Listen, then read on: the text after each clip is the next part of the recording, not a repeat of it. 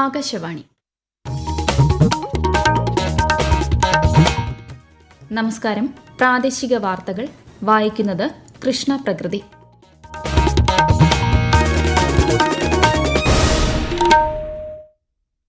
പ്രധാന വാർത്തകൾ. രാജ്യം സാമ്പത്തിക പുരോഗതി കൈവരിച്ചതിൽ ബാങ്കിംഗ് മേഖല നിർണായക പങ്ക് വഹിച്ചതായി രാഷ്ട്രപതി ദ്രൌപദി മുർമു. സ്ത്രീ ശാക്തീകരണം രാജ്യവികസനത്തിലെ സുപ്രധാന ഘടകമാണെന്ന് പ്രധാനമന്ത്രി നരേന്ദ്രമോദി. തദ്ദേശ സ്ഥാപന തിരഞ്ഞെടുപ്പിനുള്ള അന്തിമ വോട്ടർ പട്ടിക സംസ്ഥാന തിരഞ്ഞെടുപ്പ് കമ്മീഷൻ ഇന്ന് പ്രസിദ്ധീകരിക്കും.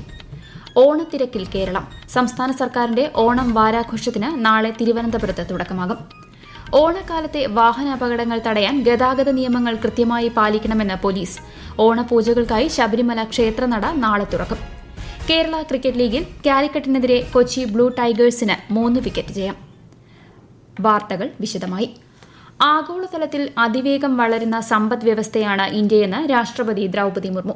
ചെന്നൈയിൽ സിറ്റി യൂണിയൻ ബാങ്കിന്റെ 120ാം വാർഷികാഘോഷ ചടങ്ങിൽ പങ്കെടുക്കുകയായിരുന്നു രാഷ്ട്രപതി.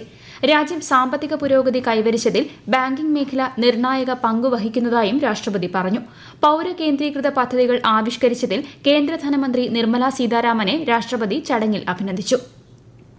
സ്ത്രീ ശാക്തീകരണം രാജ്യവികസനത്തിലെ സുപ്രധാന ഘടകമാണെന്ന് പ്രധാനമന്ത്രി നരേന്ദ്രമോദി.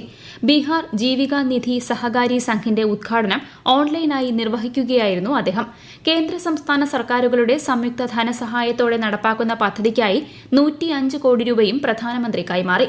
കുറഞ്ഞ പലിശ നിരക്കിൽ വായ്പകൾ ലഭ്യമാക്കുന്ന പദ്ധതിയിലൂടെ ഗ്രാമീണ വനിതകളെ സംരംഭകരാക്കി മാറ്റുകയാണ് ലക്ഷ്യമിടുന്നത്. വനിതകളുടെ വരുമാനം വർദ്ധിപ്പിക്കാൻ സർക്കാർ പ്രതിജ്ഞാബദ്ധമാണെന്നും പ്രധാനമന്ത്രി പറഞ്ഞു. തന്റെ അമ്മയെക്കുറിച്ച് അനുചിതമായ പരാമർശം നടത്തിയതിൽ പ്രതിപക്ഷ പാർട്ടികൾക്കെതിരെ അദ്ദേഹം വിമർശനമുയർത്തി. തദ്ദേശ സ്വയംഭരണ സ്ഥാപനങ്ങളിലേക്കുള്ള തിരഞ്ഞെടുപ്പിന്റെ അന്തിമ വോട്ടർ പട്ടിക സംസ്ഥാന തിരഞ്ഞെടുപ്പ് കമ്മീഷൻ ഇന്ന് പ്രസിദ്ധീകരിക്കും. 29,71,310 പേരാണ് വോട്ടർ പട്ടികയിൽ പേര് ചേർക്കാൻ അപേക്ഷിച്ചിട്ടുള്ളത്. ഇതിൽ 5,595 പേർ പ്രവാസികളാണ്. തിരുത്തലിന് 13,859 അപേക്ഷയും വാർഡ് മാറ്റാൻ 1,80,793 അപേക്ഷയും ലഭിച്ചു.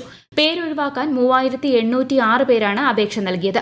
28,731 പേരെ നീക്കാൻ ഇലക്ട്രൽ രജിസ്ട്രേഷൻ ഓഫീസർമാർ സ്വമേധയാ നോട്ടീസ് നൽകി. സംസ്ഥാന സർക്കാരിന്റെ ഓണം വാരാഘോഷത്തിന് നാളെ തിരുവനന്തപുരത്ത് തുടക്കമാകും. സംസ്ഥാനതല ഉദ്ഘാടനം മുഖ്യമന്ത്രി പിണറായി വിജയൻ നിർവഹിക്കും. ചലച്ചിത്ര താരങ്ങളായ ബേസിൽ ജോസഫും ജയം രവിയും മുഖ്യാതിഥികളാകും. സെൻട്രൽ സ്റ്റേഡിയം, മ്യൂസിയം ഉൾപ്പെടെ 33 വേദികളിലായി ഈ മാസം 9 വരെ വിവിധ കലാപരിപാടികളാണ് വാരാഘോഷത്തോടനുബന്ധിച്ച് അരങ്ങേറുക. ഘോഷയാത്ര ഉൾപ്പെടെ എല്ലാ പരിപാടികളുടെയും ക്രമീകരണങ്ങൾ മികച്ച രീതിയിൽ മുന്നോട്ടു പോകുകയാണെന്ന് മന്ത്രിമാരായ PA മുഹമ്മദ് റിയാസും V ശിവൻകുട്ടിയും തിരുവനന്തപുരത്ത് നടന്ന വാർത്താസമ്മേളനത്തിൽ പറഞ്ഞു. ഓണാഘോഷവുമായി ബന്ധപ്പെട്ട വിവിധ സബ് കമ്മിറ്റികളുടെ യോഗം വളരെ വിശദമായി തന്നെ ചേർന്നു. ബഹുമാനപ്പെട്ട വിദ്യാഭ്യാസ മന്ത്രി തന്നെ അതിന് നേതൃത്വം കൊടുത്തുകൊണ്ട് മുന്നോട്ട് പോകും. ഘോഷയാത്രയുടെ ഒരുക്കങ്ങളെ സംബന്ധിച്ച് ഇന്ന് ഞങ്ങൾ സബ് കമ്മിറ്റി യോഗം ചേർന്ന് കാര്യങ്ങളൊക്കെ തന്നെ വിലയിരുത്തി. വിവിധ വകുപ്പ് മേധാവികളടക്കം പങ്കെടുത്ത യോഗത്തിൽ ഘോഷയാത്രക്കുള്ള പ്ലോട്ട് ഒരുക്കുന്നതിന്റെ കാര്യങ്ങൾ ഉൾപ്പെടെ ചർച്ച ചെയ്തു. ഏറ്റവും ആകർഷകമായി മാതൃകാപരമായി ഘോഷയാത്ര സംഘടിപ്പിക്കുന്നതിനുള്ള മുന്നൊരുക്കങ്ങളാണ് നടത്തിവരുന്നത്.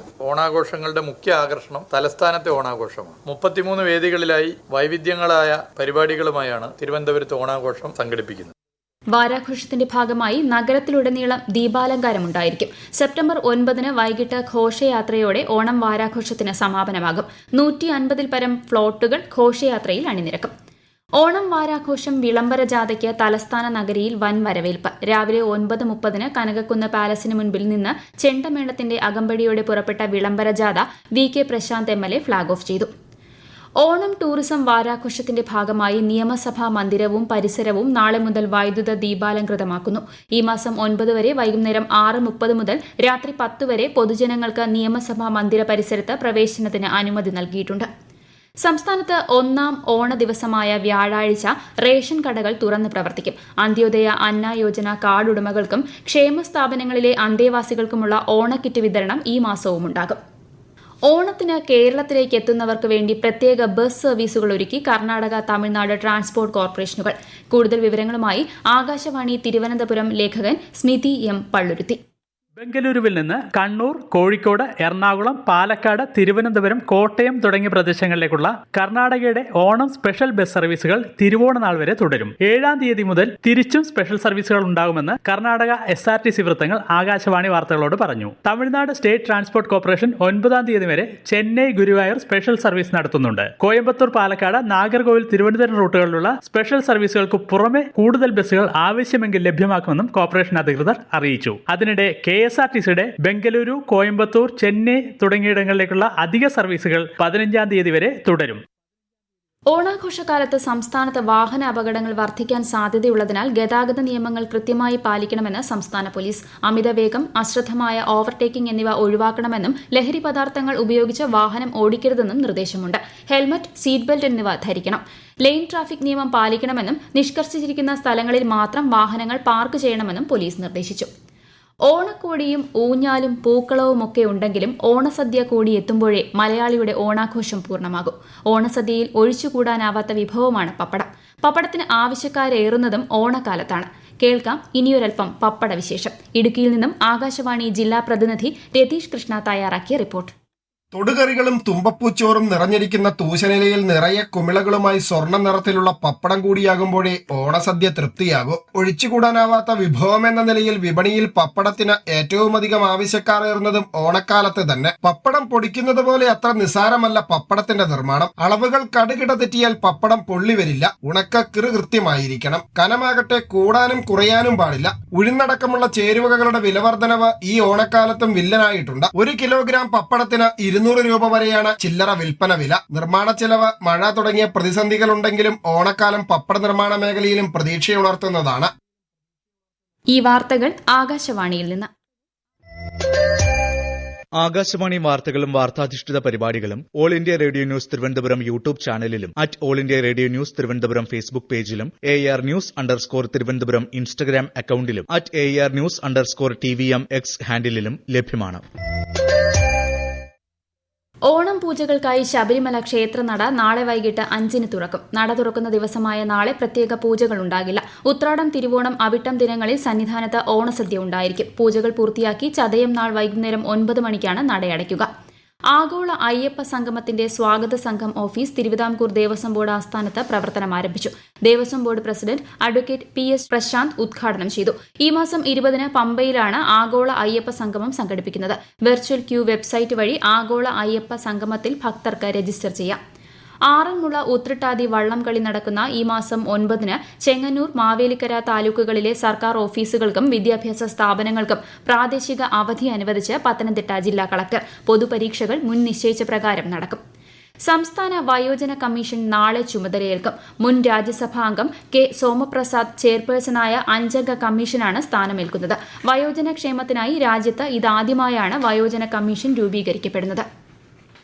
തിരുവനന്തപുരത്തെ ആർമി റിക്രൂട്ടിംഗ് ഓഫീസ് സംഘടിപ്പിക്കുന്ന അഗ്നിവീർ റിക്രൂട്ട്മെന്റ് റാലി ഈ മാസം 10 മുതൽ 16 വരെ ഇടുക്കി ജില്ലയിലെ നെടുങ്കണ്ടം പഞ്ചായത്ത് സ്റ്റേഡിയത്തിൽ നടക്കും. കേരളം, കർണാടക സംസ്ഥാനങ്ങളിൽ നിന്നുമുള്ളവർക്കായി ജൂൺ 30 മുതൽ ജൂലൈ 10 വരെ നടത്തിയ ഓൺലൈൻ പൊതുപ്രവേശന പരീക്ഷയിൽ യോഗ്യത നേടിയ പുരുഷ അപേക്ഷകരാണ് റാലിയിൽ പങ്കെടുക്കുന്നത്. കണ്ണൂർ തലശ്ശേരി റൂട്ടിലെ സ്വകാര്യ ബസ്സുകൾ കഴിഞ്ഞ ഒരാഴ്ചയായി നടത്തിവന്ന സമരം പിൻവലിച്ചു. കണ്ണൂർ ADMന്റെ അധ്യക്ഷതയിൽ ചേർന്ന ചർച്ചയിലാണ് തീരുമാനം. ദേശീയപാതയിലേക്കുള്ള അടച്ചിട്ട വഴി താൽക്കാലികമായി തുറക്കാനും ഈ മാസം 11-ന് മുഖ്യമന്ത്രിയുടെ സാന്നിധ്യത്തിൽ നടക്കുന്ന യോഗം വരെ സമരം നിർത്തിവയ്ക്കാനും തീരുമാനിക്കുകയായിരുന്നു. കേരള ക്രിക്കറ്റ് ലീഗിൽ ഇന്നത്തെ ആദ്യ മത്സരത്തിൽ കാലിക്കറ്റ് ഗ്ലോബ് സ്റ്റാർസിനെതിരെ കൊച്ചി ബ്ലൂ ടൈഗേഴ്സിന് 3 വിക്കറ്റ് ജയം. ആദ്യം ബാറ്റ് ചെയ്ത കാലിക്കറ്റ് നിശ്ചിത ഓവറിൽ 7 വിക്കറ്റ് നഷ്ടത്തിൽ 165 റൺസ് നേടി. മറുപടി ബാറ്റിംഗിനിറങ്ങിയ കൊച്ചി 19.3 ഓവറിൽ ലക്ഷ്യം മറികടന്നു. തൃശൂർ ടൈറ്റൻസും ട്രിവാൻഡ്രം റോയൽസും തമ്മിലുള്ള 2-ാം മത്സരം അല്പസമയത്തിനകം ആരംഭിക്കും. സംസ്ഥാനത്ത് നാളെ മുതൽ ഒറ്റപ്പെട്ട ശക്തമായ മഴയ്ക്കുള്ള സാധ്യതയെന്ന് കേന്ദ്ര കാലാവസ്ഥാ വകുപ്പ്. തൃശൂർ, മലപ്പുറം, കോഴിക്കോട്, വയനാട്, കണ്ണൂർ, കാസർഗോഡ് ജില്ലകളിൽ നാളെ മഞ്ഞ ജാഗ്രത പ്രഖ്യാപിച്ചു. കോഴിക്കോട്, കണ്ണൂർ, കാസർഗോഡ് ജില്ലകളിൽ മറ്റന്നാൾ മഞ്ഞ ജാഗ്രതയാണ്. പ്രധാന വാർത്തകൾ വീണ്ടും. രാജ്യം സാമ്പത്തിക പുരോഗതി കൈവരിച്ചതിൽ ബാങ്കിംഗ് മേഖല നിർണായക പങ്ക് വഹിച്ചതായി രാഷ്ട്രപതി ദ്രൌപദി മുർമു. സ്ത്രീ ശാക്തീകരണം രാജ്യവികസനത്തിലെ സുപ്രധാന ഘടകമാണെന്ന് പ്രധാനമന്ത്രി നരേന്ദ്രമോദി. തദ്ദേശ സ്ഥാപന തിരഞ്ഞെടുപ്പിലുള്ള അന്തിമ വോട്ടർ പട്ടിക സംസ്ഥാന തിരഞ്ഞെടുപ്പ് കമ്മീഷൻ ഇന്ന് പ്രസിദ്ധീകരിക്കും. ഓണത്തിരക്കിൽ കേരളം. സംസ്ഥാന സർക്കാരിന്റെ ഓണം വാരാഘോഷത്തിന് നാളെ തിരുവനന്തപുരത്ത് തുടക്കമാകും. ഓണക്കാലത്തെ വാഹന അപകടങ്ങൾ തടയാൻ ഗതാഗത നിയമങ്ങൾ കൃത്യമായി പാലിക്കണമെന്ന് പോലീസ്. ഓണപൂജകൾക്കായി ശബരിമല ക്ഷേത്രനട നാളെ തുറക്കും. കേരള ക്രിക്കറ്റ് ലീഗിൽ കാലിക്കറ്റിനെതിരെ കൊച്ചി ബ്ലൂ ടൈഗേഴ്സിന് 3 വിക്കറ്റ് ജയം. പ്രാദേശിക വാർത്തകൾ കഴിഞ്ഞു. അടുത്ത വാർത്താ പ്രക്ഷേപണം 7:25.